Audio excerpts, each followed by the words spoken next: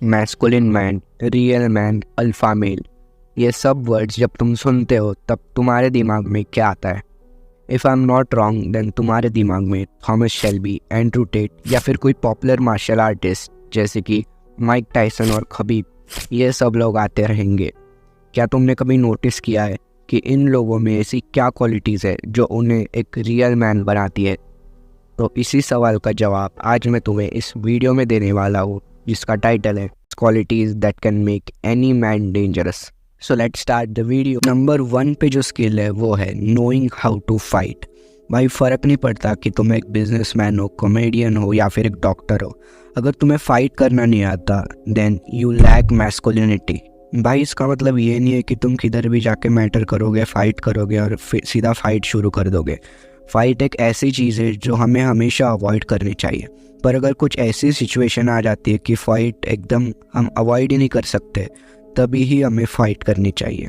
अगर तुम्हें ये स्किल मास्टर करनी है तो तुम कोई भी एक मार्शल आर्ट सीख सकते हो, जैसे कि बॉक्सिंग, मुआय थाई, MMA, और ये स्किल को मास्टर कर सकते हो।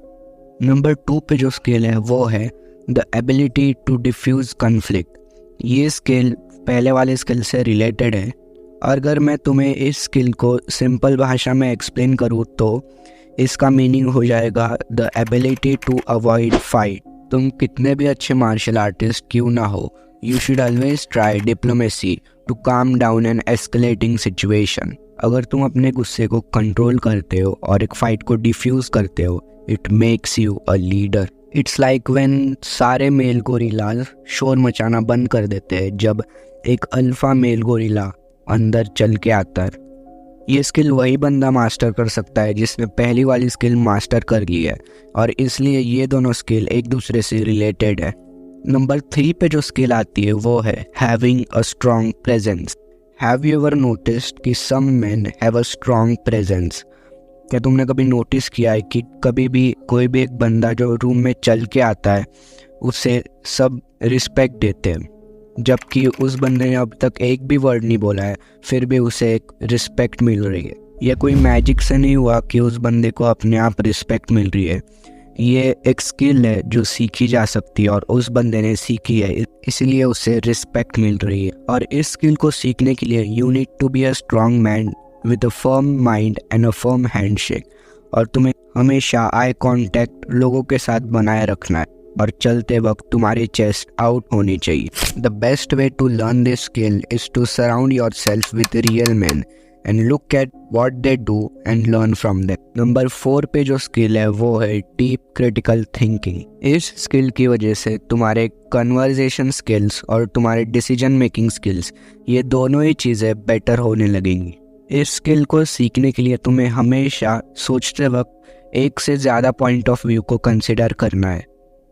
ये एक बहुत वास्ट टॉपिक है और इसलिए अगर तुम्हें इस टॉपिक पे अलग से एक वीडियो चाहिए तो मुझे कमेंट सेक्शन में ज़रूर बताना। नंबर 5 पे जो स्किल है वो है being good with your money.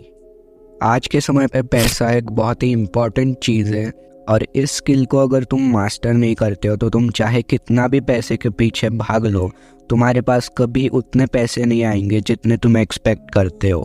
हमें हमेशा बताया गया है कि हमें एक जॉब करनी है जहाँ से हमें सैलरी मिल सकती है और वही एक चीज़ है जहाँ से हमें पैसा मिल सकता है, लेकिन ये टोटली गलत है।